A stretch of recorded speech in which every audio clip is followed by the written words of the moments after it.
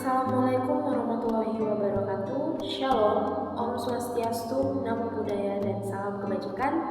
Selamat pagi dan salam sejahtera bagi kita semua.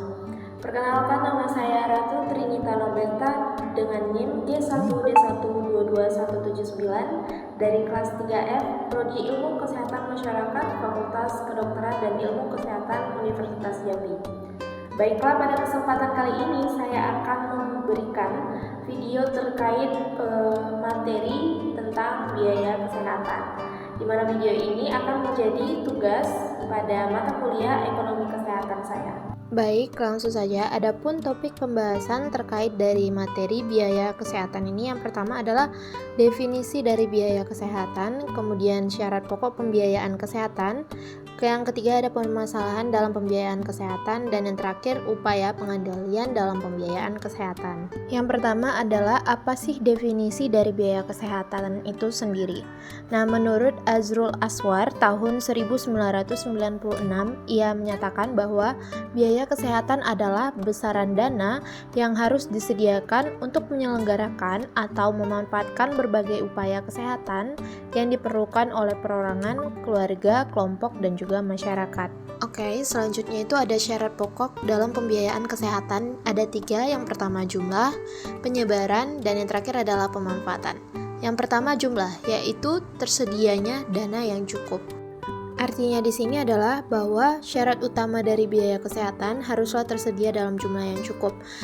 Dalam arti kata lain bahwa ia mampu membiayai penyelenggaraan semua upaya kesehatan yang dibutuhkan serta tidak menyulitkan masyarakat yang ingin memanfaatkannya. Tujuannya adalah semua masyarakat dapat bisa secara langsung merasakan pelayanan kesehatan tersebut secara merata. Lanjut, yang kedua tadi adalah penyebarannya, itu berupa penyebaran dana itu harus sesuai dengan kebutuhan.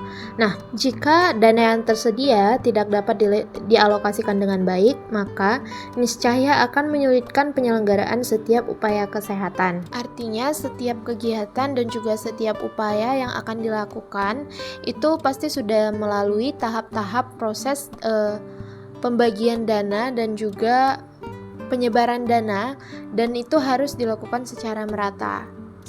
Seberapa persen untuk pengobatan, seberapa persen untuk alokasi ke rumah sakit, untuk mengupgrade peralatan-peralatan di rumah sakit, dan segala macam. Lanjut, yang terakhir tadi dalam syarat pokoknya ada pemanfaatannya, itu pemanfaatan dana itu harus diatur. Artinya, sekalipun jumlah dan penyebaran dana baik, tetapi jika pemanfaatannya tidak dapat peraturan yang optimal, niscaya juga banyak menimbulkan masalah, yang jika berkelanjutan akan menyulitkan masyarakat yang membutuhkan pelayanan kesehatan. Lanjut ke topik selanjutnya, ada juga permasalahan dalam pembiayaan kesehatan. Dalam pelaksanaannya, banyak sekali terjadi permasalahan-permasalahan dalam pembiayaan kesehatan. Ada beberapa contoh permasalahan yang saya ambil. Yang pertama itu adalah pengolahan dana yang belum sempurna. Pengolahan dana yang belum sempurna ini berkaitan dengan keterampilan yang masih terbatas serta sikap mental para pengelola. Selanjutnya ada juga biaya kesehatan yang makin meningkat. Ada beberapa penyebab. Yang pertama itu adalah tingkat inflasi. Artinya, bila terjadi kenaikan harga di masyarakat, maka secara otomatis biaya investasi dan juga operasional pelayanan akan meningkat pula.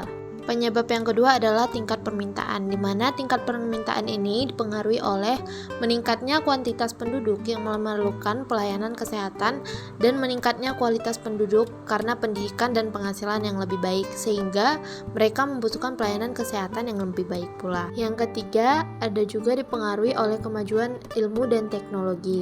Keempat, dipengaruhi oleh perubahan pola penyakit, di mana saat ini penyakit kronis semakin banyak ditemukan. Dibandingkan dengan penyakit akut, perawatan penyakit kronis lebih lama dan membutuhkan biaya yang lebih banyak. Penyebab yang selanjutnya dipengaruhi oleh perubahan pola pelayanan kesehatan.